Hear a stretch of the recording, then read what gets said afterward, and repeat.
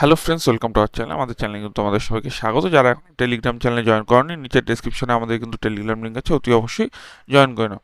দেখো, ভুয়ো জাতি শংসাপত্র দিয়ে কিন্তু মেডিকেল এবং পুলিশে মিলিশে কিন্তু চাকরি, তো প্রচুর কিন্তু ভুয়ো সার্টিফিকেট এরকম বাতিল হচ্ছে এবং ভুয়ো শংসাপত্র বাতিল হচ্ছে।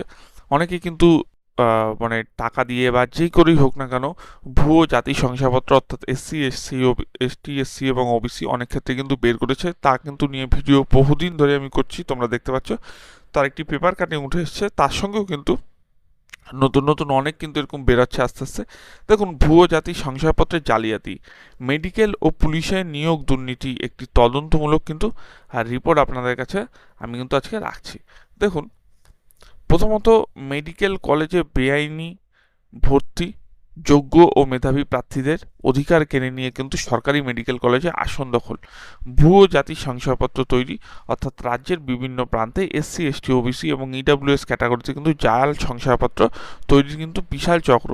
এবং দেখুন, পুলিশ বাহিনীতে অনুপ্রবেশ শুধুমাত্র রাজ্য নয়, এমনকি দিল্লি পুলিশের মতো কিন্তু সংবেদনশীল পদেও কিন্তু ভুয়ো নথিতে চাকরি হাসিল কিন্তু করেছে। তাহলে বুঝতেই পারছো এই চক্র বা র্যাকেট কতদূর কাজ করেছে। যে জালিয়াতির ছক, প্রথমে কিভাবে কাজ করেছে এই চক্র। প্রথম ধাপ হচ্ছে গিয়ে ভোটার কার্ডের কারচুপি, অর্থাৎ ভোটার কার্ডে অন্য ঠিকানা ব্যবহার করে প্রাথমিক জাল নথি তৈরি করা হচ্ছে। দ্বিতীয় ধাপ হচ্ছে গিয়ে সরকারি দপ্তরের ডেটা বিকৃত, অর্থাৎ মহকুমা বা এইচডিও অফিসে অথবা দুয়ারে সরকার ক্যাম্পে কারচুপি করা হচ্ছে। আমি কিন্তু বারবার তোমাদের বলছি যে দুয়ারে সরকার ক্যাম্প থেকে কিন্তু প্রচুর পরিমাণে কিন্তু এরকম সার্টিফিকেট বেরিয়েছে, যার কিন্তু তদন্ত আস্তে আস্তে কিন্তু হবে। এবং ধাপ 3, দেখুন, দালাল চক্রের প্রভাব, অর্থাৎ দালালদের সাহায্য এবং প্রশাসনিক নজরদারি এড়িয়ে কিন্তু চূড়ান্ত ভুয়ো জাতি শংসাপত্র বের করা কিন্তু হয়েছে। তো এগুলো কিন্তু হয়েছে, বুঝতে পারছেন। এবং দেখুন, তদন্তের রিপোর্ট এক নজরে একটু মূল ঘটনাগুলি। প্রথমত, হাওড়া জেলা থেকে কিন্তু শ্রদ্ধা হাজরা যে মেডিকেল উলুবেড়িয়া এবং বর্তমান অবস্থায় কিন্তু শংসাপত্র বাতিল করে তদন্ত শুরু করা হয়েছে। এবং ঝাড়গ্রামে আরেকটি দেখো, আকাশ খাড়া, সেখানে কিন্তু সেও কিন্তু মেডিকেল কিন্তু ঝাড়গ্রাম থেকে, মেডিকেল হচ্ছে ঝাড়গ্রাম এবং আরটিআই কিন্তু হয়েছে এবং তদন্তাধীন রয়েছে। নদিয়ার থেকে দেখুন দীপায়ন ও দীপিকা মণ্ডল, সেক্ষেত্রে দিল্লি পুলিশ ও রাজ্য, সেক্ষেত্রে নিয়োগের আগেই কিন্তু শংসাপত্র এদের বাতিল করা হয়েছে। তাহলে বুঝতে পারছো যে নিয়োগের আগেই থেকেই কিন্তু এখন ভেরিফিকেশন অর্থাৎ রিভেরিফিকেশন যেটা চলছিল সেটা কিন্তু হবে। এবং যাদের যাদের প্যানেলে মোটামুটি নাম থাকবে, তাদের যদি মনে হয় যে এরা সন্দেহজনক, তাহলে কিন্তু সেই ক্ষেত্রে চাইলে কিন্তু প্রশাসনিক যে ভেরিফিকেশন সেটা কিন্তু হতে পারে এবং হচ্ছেও। কেস ফাইল দেখুন, হাওড়ার মেডিকেল দুর্নীতি, অর্থাৎ অভিযুক্ত শ্রদ্ধার্জীরা ডোমজুরের ঘটনাস্থল কিন্তু উলবেড়িয়া মেডিকেল কলেজ ও হাসপাতাল। প্রথমে কিন্তু ইকোনমিক্যাল উইকার অর্থাৎ সেকশন অর্থাৎ ইডাব্লিউএস ক্যাটাগরি সার্টিফিকেট ব্যবহার করে 2022 সালে তিনি নিট পরীক্ষায় উত্তীর্ণ। এবং দ্বিতীয় কিন্তু 2023 সালে ভর্তির সময় আচমকাই এসটি অর্থাৎ বাগদি ক্যাটাগরির ভুয়ো শংসাপত্রের মাধ্যমে কিন্তু মেডিকেলের সুযোগ, অর্থাৎ প্রশাসনের পদক্ষেপ, এইচডিও সদরের নির্দেশ এবং তদন্তে কিন্তু অভিযোগ প্রমাণিত হওয়ায় ভর্তি ও সার্টিফিকেট সম্পূর্ণ দুটি কিন্তু বাতিল করে দেওয়া হয়েছে। নেক্সট দেখুন, ঝাড়গ্রামের যে মেডিকেল দুর্নীতি হয়েছে সেটা কিন্তু অভিযুক্ত আকাশকারা, ঘাটাল, পূর্ব মেদিনীপুর।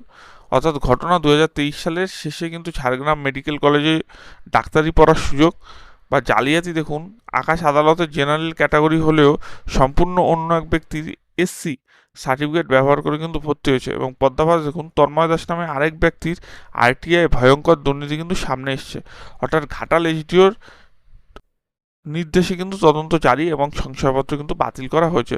তো বুঝতে পারছো যে কীরকমভাবে কিন্তু এখন কিন্তু ধরা হচ্ছে এবং সবাইকেই মোটামুটি যারা এরকম করেছে তাদের কিন্তু আস্তে আস্তে প্রত্যেককেই ধরা হবে। এবং কেস ফাইল দেখুন, নদিয়ার পুলিশের নিয়োগ দুর্নীতি, ঠিকানায় জালিয়াতি, রানাঘাট 1 ব্লকের বাসিন্দা হয়েও ভুয়ো ঠিকানা ব্যবহার করে রানাঘাট 2 ব্লক থেকে জাতি শংসাপত্র বের করা হয়। এবং দীপায়ন মণ্ডল নামে আরেকজন ভুয়ো জাতি শংসাপত্র দেখিয়ে কিন্তু দিল্লি পুলিশের কনস্টেবল পদে চাকরি পান। এবং দীপিকা মণ্ডল কিন্তু একইভাবে ভুয়ো শংসাপত্রের মাধ্যমে রাজ্য পুলিশের কনস্টেবল পদে চাকরি পান। এবং জাতীয় এসসি কমিশনের কাছে অভিযোগ দেয়, চাকরিতে যোগ দেওয়ার আগে কিন্তু দুজনের শংসাপত্র বাতিল করে দেয় কিন্তু প্রশাসন। তাহলে বুঝতে পারছো প্রশাসন কিন্তু এখন কড়া হাতে জিনিসটি কিন্তু দমন করছে।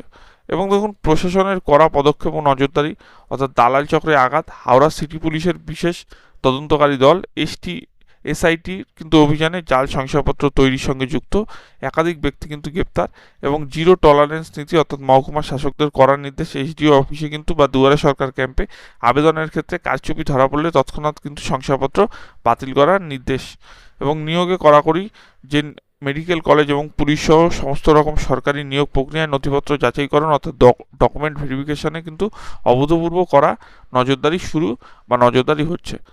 তো বুঝতে পারছো যে কেউ কিন্তু ভুয়ো বা জাল যদি করে থাকে সেক্ষেত্রে কিন্তু সে কিন্তু ধরা অবশ্যই পড়বে। এবং আরেকটি কথা, আপনারা যারা হেলথ মানে অর্থাৎ আপনারা যারা সকালবেলা বা বিকেলবেলা দৌড়াদৌড়ি করেন এবং হেলথ সুস্থ রাখেন তাদের জন্য কিন্তু আমি আজকে জার্সির কিছু কালেকশন নিয়ে এসেছি। নিচের ডেসক্রিপশনে সেই জার্সির লিঙ্ক থাকবে। আপনারা যারা জার্সি পরে মাঠে দৌড়ান তারা কিন্তু অবশ্যই জার্সিগুলো নিতে পারেন।